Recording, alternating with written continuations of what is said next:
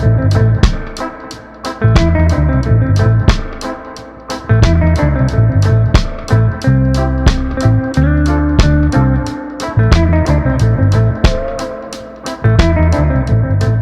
morning guys! So, 4:45 ng umaga ngayon. Nandito tayo sa unloading bay 4. Dito tayo binaba ng Grab.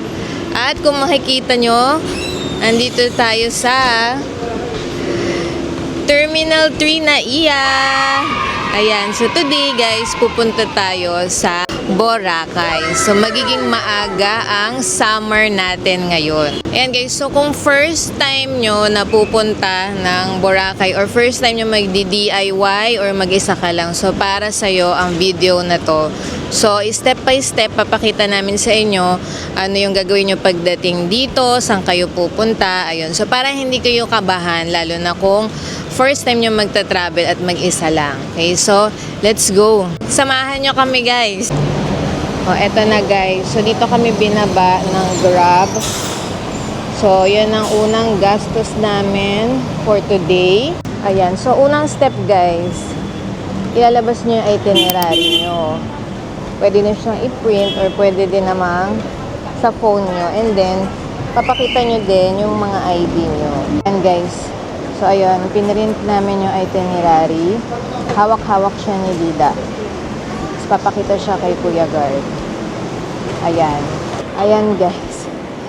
So kung makikita nyo, yung itinerary na lang pala chinek ni Kuya. Hindi na tinignan yung ID namin. Ayan guys. So kung makikita nyo, pagpasok natin dito, tatambad na sa atin itong travel tax. Pero hindi tayo magpupunta dyan ngayon kasi domestic flight lang tayo. Okay guys. So tignan nyo guys kung ano yung flight number nyo. So, sa amin kasi, dito is 5J899. Ito guys. So, ayan. Tapos, hanapin nyo siya dyan sa TV na yan. So, nakalagay doon is check-in, open na siya. Okay. So, dahil Cebu Pacific tayo guys. Kung Cebu Pacific kayo, ayan, dito. Yung pagpasok nyo ng gate 4, yung pagpasok nyo dito sa may 4, yung gate na 4 dito. Pagpasok nyo, ito na yung sa Cebu Pacific. So, tignan nyo, makikita nyo naman, may logo naman ng Cebu Pacific. Tapos, dito international bag drop. So, syempre, hindi dyan. Hindi pala dito, guys. Sa domestic lang tayo. Kaya hanapin natin, guys.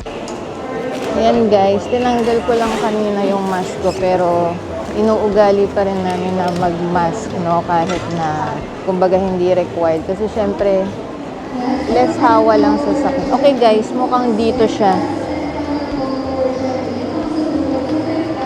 Ayan guys, kung makikita nyo, ayan o, may mga self-check-in counters din dito. Ayun, may bag drop doon guys. I think dito yung pang domestic, no? Kanina kasi nakalagay international. So, eto guys.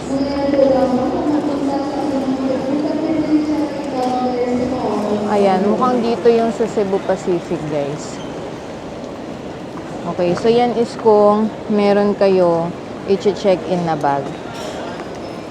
Okay, so ayan, pinakita ko lang sa inyo, guys. And then ito, yung mga check-in counters, kung kailangan nyo mag-check-in para mas mabilis. Kasi once nag-check-in na kayo ng online, pwede na kayo sa bag drop lang. And mukhang talaga pinapag-check-in na nila kasi parang puro bag drop na lang yung pila, guys. No? Ayun o, nakikita ko puro bag drop. Ayun, guys. Again, pagpasok nyo, i-check nyo kung open na yung check-in counter para sa inyo. Mag-check-in na kayo, i-check-in nyo na kapag open na siya. And then, ayun, kung wala naman kayo i-check-in, pwede nyo namang i-print na yung inyong boarding pass. Like yung pinrint nyo sa computer dahil nag-online check-in na kayo, parang ginawa namin. Pwede din naman yun. Guys, kung makikita nyo, may mga ganito ng machines, no? Mga self-check-in machines. So, tignan natin, guys, kung makakapag-print tayo ng boarding pass. Okay, guys. So, try natin, dito sa self-check-in counter. Although, nakapag-check-in na kami, tignan natin kung makakapag-print siya ng boarding pass. Booking number. Ito na lang. Oh, may print boarding pass. So, tignan natin. So, type nyo lang dito yung 6, ano.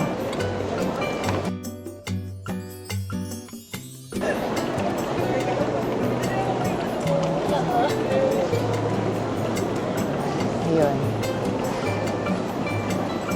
So, yung booking reference number yung itatype nyo doon. Ayan. So, makikita nyo naman. I-check nyo yung pangalan nyo. Kompleto naman. Ayan. I fully understand. Kailangan nyo i-click to. Ayaw nyo maklik. Ayun.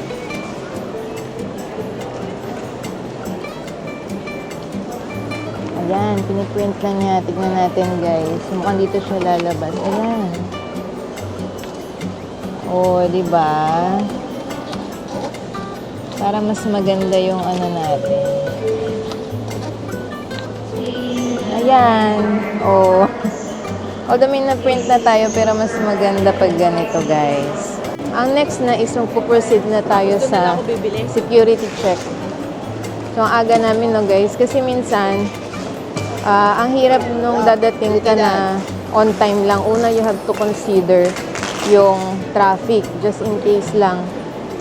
Pangalawa, no, may mga times, hindi naman lagi, pero may mga times na biglang napapaaga yung flight. Biglang i-announce nila. So, kung wala ka pa dito, mahirap yun. So, maganda na early ka talaga sa airport para hindi ka nangangamba. Ayan ang mga kasama ko, guys. Hi! Good morning. Punta na kami dito sa may domestic departures. Ito siya. Ayan. So, tignan natin kung carry na tayong dumiretso dyan. I think itinerary pa rin ang ipapakita or is it boarding pass na? We'll see, guys. Pero saran ko muna kasi bawal yata dito mag-video. Hi guys! So, nandito na kami. Nakatapos na kami sa security check. Medyo kinabahan lang kami kasi chinek nga yung bag ni B. Bali yung backpack ko nasan yung gamit niya. So, nagtaka kami kung bakit chinek yung kanyang pencil case. Ano yung nasa pencil case mo? Scissors. So, ayun. Hindi pala niya natanggal yung scissors niya. Kaya... Oo, hindi nga namin na hindi nga namin na nalimutan yung sa scissors. Kaya ayun. Pero, so iniwan na lang namin kasi scissor lang naman siya. May kinonfiscate siya. Oo, pag ganun iiwan na siya, guys. Ang sabi nila, pwede naman sa check-in. Yun nga lang kasi wala kaming check-in baggage. So, recap lang, guys, no? So, for domestic, una sa lahat, i-check nyo muna sa inyong ticket kung saang terminal kayo. Kasi, wag nyo laging i-assume na Terminal 3 kasi baka mamaya Terminal 2 kayo. So, medyo hassle. And then, so yun nga, pagpasok, kahit saan naman guys, pwede kayo pumasok basta ipapakita nyo ang inyong itinerary. No? Ilabas nyo din yung ID nyo just in case. Tapos, ituturo nyo kasi tatanungin ni kuya kung sino yung mga kasama nyo. So, once nakapasok na kayo, kung may check-in baggage kayo, hanapin nyo na kung saan yung yung sa airline na pwede kayong mag-check-in. So, syempre, hindi dun sa international, hanapin nyo yung sa domestic. Pwede nyo namang tanungin dun sa mga counter, kunwari kung AirAsia, tanungin nyo na lang kung saan or sa Cebu Pacific. Marami namang matatanungan. Parang karamihan na is pinapa-self-check-in na nila tapos bag drop na lang dun sa pila. Parang yun na yung tina-transition na nila, puro bag drop na Para siya. din siguro hindi madami yung pila, yung queuing sa di ba? Oo, Sa para bag mabawasan. After nyo i-check-in, tapos mag-bag drop, mag-proceed na kayo doon sa security check. Ayan, so hindi namin siya mapapakita guys kasi bawal ang video doon. So ngayon na lang kami nakapag-video. Tapos yung sa mga TV, kasi kami tulad namin, wala pa kaming gate. So, subaybayan nyo na lang dun sa may TV para i-announce kung saan yung gate. Yan. So, sa amin, hinahanap namin, wala pa nga nag-a-appear na 5J899. Meron na, may nakita na ako, wala pa lang siyang gate. To be announced pa din. Ayun, medyo maaga nga kasi kami guys. Ngayon ang next step na natin, eto na, kakain naman. By the way guys bawal magdala ng water before dun sa security check kasi ipapatapon lang din yung tubig or ipapaiwan nila yung mga bottled water. So pagpasok dito, saka na lang kayo bumili ng mga tubig nyo.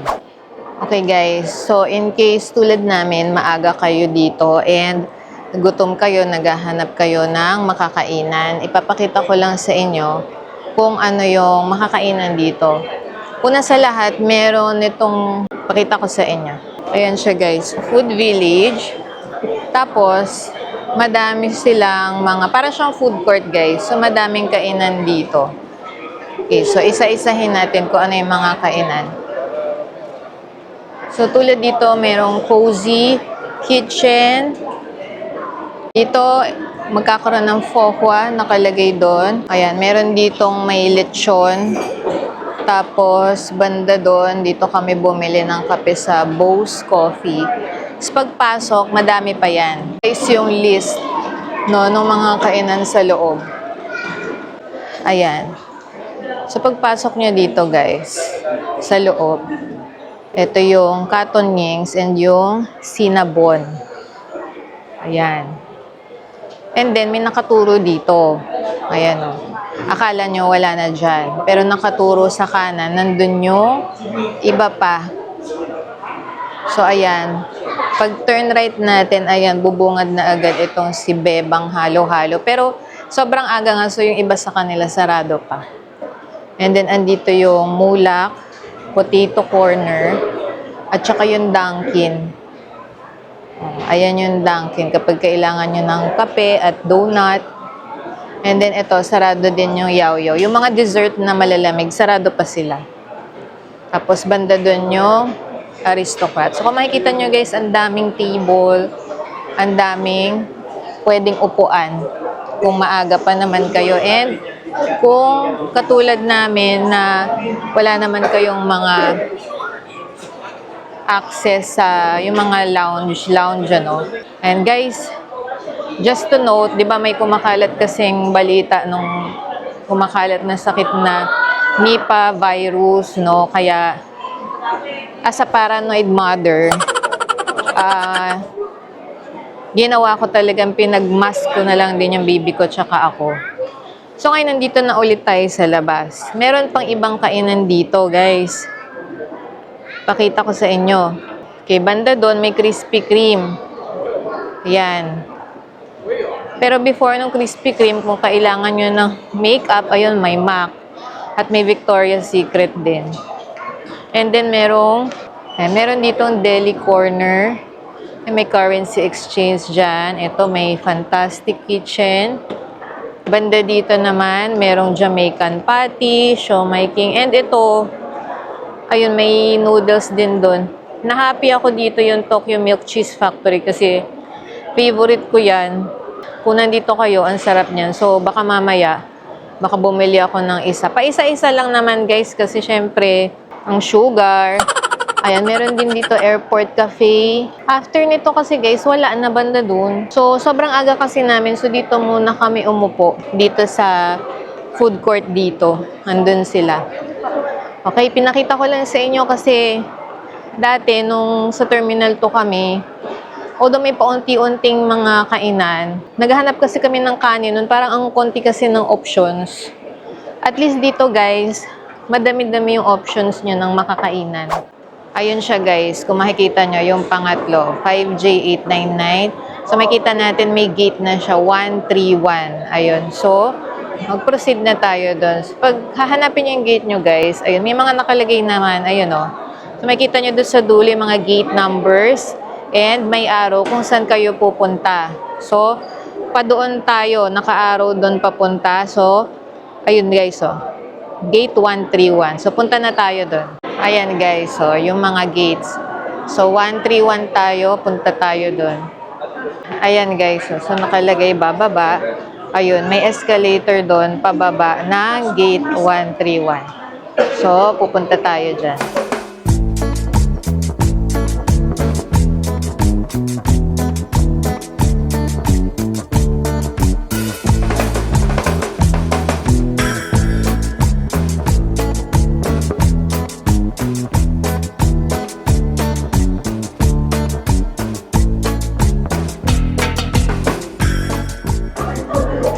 So guys, pag boarding na, iintayin nyo kung anong group number kayo. Dahil may kasama kaming bata, group 1 kami, ilabas nyo yung boarding pass and yung inyong mga valid government ID.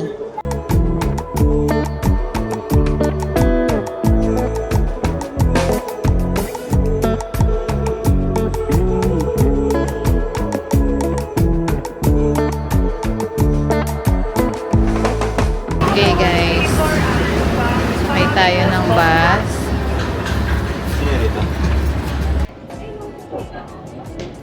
So, antay na lang tayo. Hahatid na tayo nitong bus sa airplane. So, step by step to guys na pinapakita ko again para dun sa mga first time pa lang na sasakay ng plane or mag-isang magta-travel, ganyan.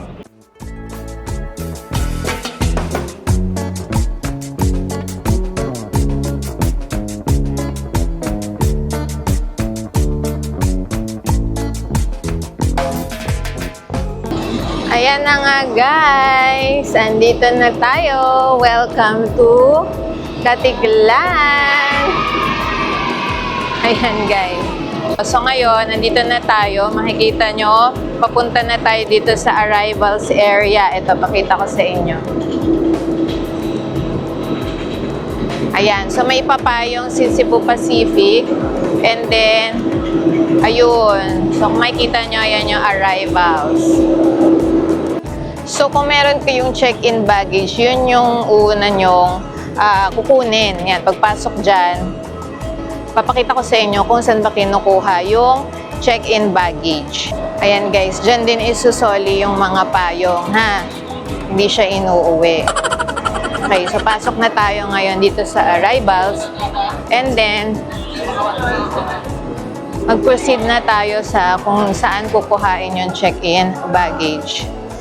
Okay, pasok lang kayo dito. Ayan, pagpasok, makikita nyo agad, may restroom doon.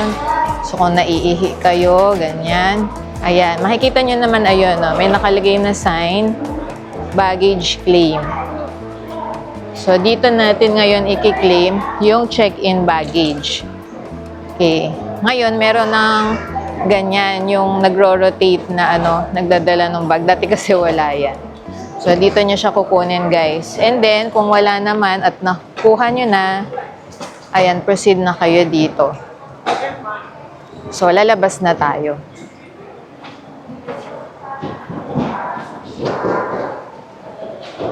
Parang medyo nagbago yung, parang nagbago yung itsura, no? Ayan, guys. So, dito na tayo sa exit. Ayan, so, andito na tayo ngayon, paglabas na dito ng arrivals dito sa Katiklan. So, susunod natin ngayon dahil DIY nga kami is pupunta na tayo sa tricycle, pupunta tayo sa port. Pero dito, pagkita nyo dito paglabas, meron din dito ng mga Southwest and iba pang mga transfers na diretso na sa hotel. Okay din naman yan guys, mas pricey lang siya ng konti pero at least less hassle. Yun nga lang kami guys, 3 lang kasi kami. So, medyo sanay na ako na kami na DIY lang talaga. So, ngayon, punta na tayo sa tricycle. Tignan natin kung magkano, kung ganun pa din ba. And then, punta muna tayo sa port. So, let's go. Ayan, guys. Nandito tayo sa pedestrian walkway. Siguro, ito na yung bagong ngayon. Kasi, ayan, kung makikita nyo kung may mga sundo kayo, kung nag-arrange kayo sa hotel ng mga sundo, andito sila, pagkanan nyo, dito sa pedestrian walkway. So kami, para kaming iikot kasi actually guys, doon sa labas yung mga tricycle. So let's go. So guys, ito yung sinasabi kong mga booth, no? Ayan, pwede kayong mag-book ng mga transfers. Ayan. Pero tayo, doon pa tayo, lalabas tayo doon para mag-tricycle. And guys, so kung makikita nyo si ate, tinuturo naman niya kung saan yung tricycle. Ayun. So, paglabas daw guys, dun yung, hi ate. So, dun yung tricycle daw guys. So, labas tayo. Ayan, ito guys, paglabas, dito yung tricycle sa may waiting shade dito. So, may bayaran din dyan. Ayun, tricycle counter. So, tatanong natin doon kung magkano na ba ang rate ngayon, kung same pa ba or what. Let's see. Last year kasi parang 150 per tricycle, parang ganon. Let's see guys. Ayan. So magbabayad si Lida. Apa. Ate, ilang adult ang kasya sa isang tricycle? Ayun. So hanggang 3 lang guys. Magkano dito? 150? Ayun, 150 guys. Tapos maximum of 3 adults lang. Pero pag kids siguro, tatanong nyo na lang kung... Ayan. Thank you, ate. Ayan. And then, after nyo magbayad doon sa counter, ayan, dito kayo, kakaliwa. Ito yung mga tricycle. Hindi yung doon sa kabila, dito. Hindi ko alam kung ano yung pila doon sa kabila eh. Pero dito tayo, guys. Tapos alam na ni na kuya yan. So, ayun, lalagay yung bag doon. And then, let's go!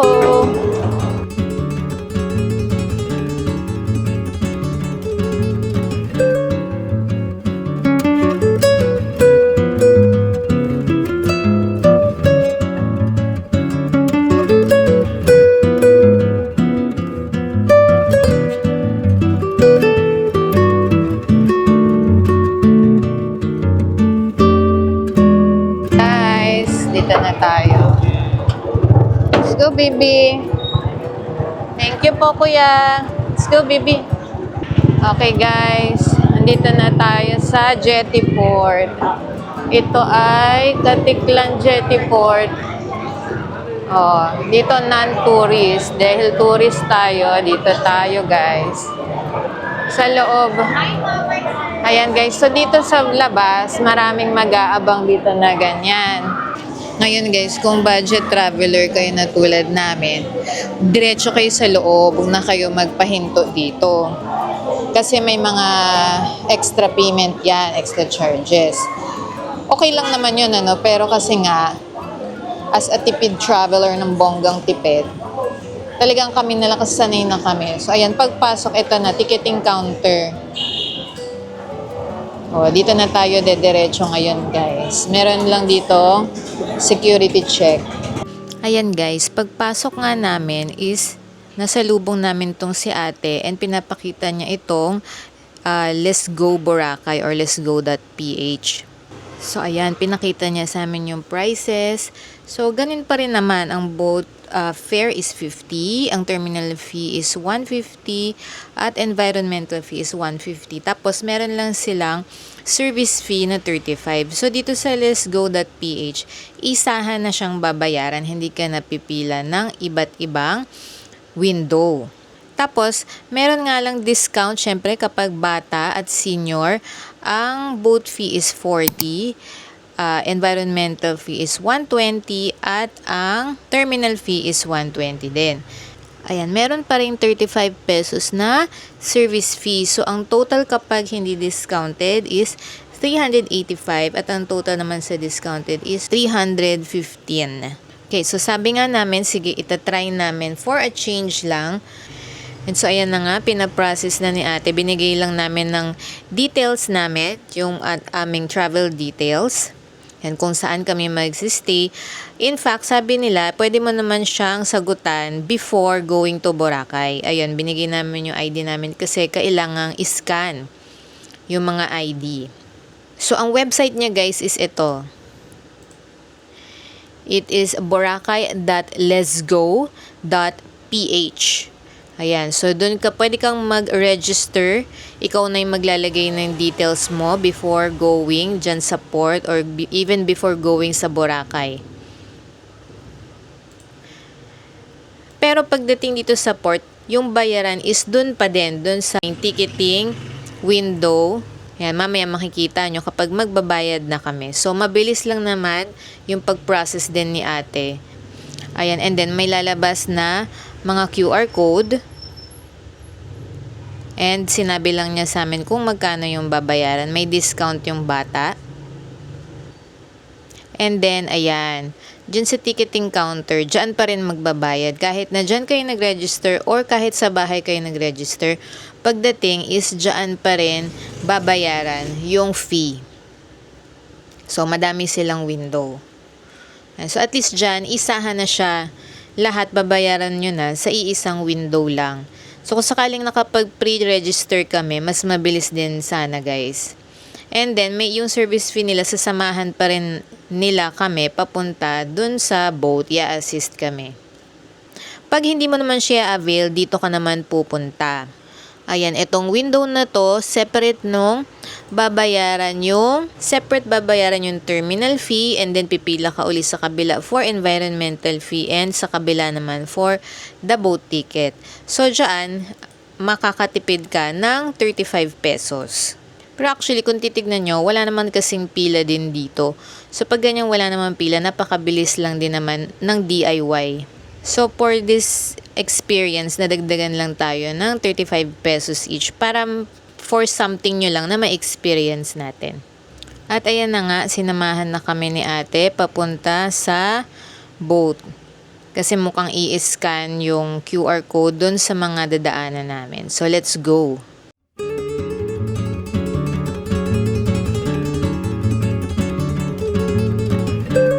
Ayan guys, diretso na tayo dito. Inantay kami ni ate.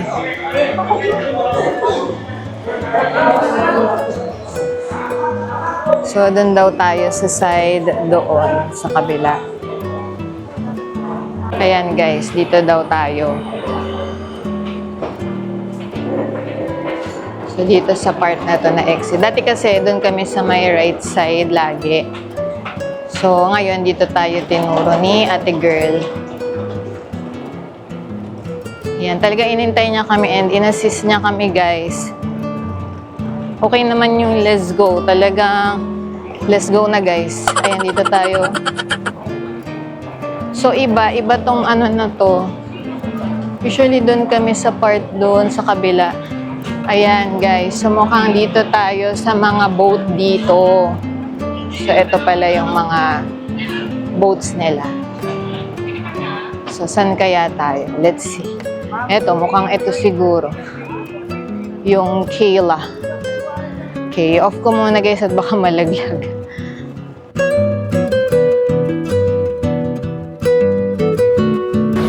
Ayan na nga guys. So, nandito na tayo. Yan tayo guys. Ngayon, dito tayo pupunta palabas. Sasakay tayo ng tricycle. By the way, ang binayaran namin kanina sa Let's Go, sa amin ito is 1,080. No? Tatlo na kami noon and may discount ang minor. Ayun. So, sulit na siya. Ngayon, dito na tayo. Tingnan natin kung magkano naman ang tricycle papunta sa hotel. By the way, kung may mga sundo kayo, banda dun siya. So tayo, dito na tayo. Dito sa exit. Let's go! Let's go! Oh, guys, so paunang tikim ng tubig Boracay. Oh, diba? Parang nang-iimbita na siya na tumalon ka. Yan, nandito yung tricycle. Or yung mga lahat nga pala. Okay guys, andito na tayo sa e-trike papunta sa Boracay Haven Suites. And dahil station 1 na banda yun, so ang fare natin is 200. Pero kami lang guys yung nandito. Special siya. Pero kung bawa pa isa-isa, 30 po. Ayun, 30 pesos per person daw kapag yung mag-iintay ka ng mga kasabay, yung hindi siya special. Hanggang station 1 is 50. Pag station 2 lang kuya, magkano? 25. Ayun. Pag station 2, 25. Ayun kay kuya. So, let's go. Time check is, tingnan natin, 11:06. So,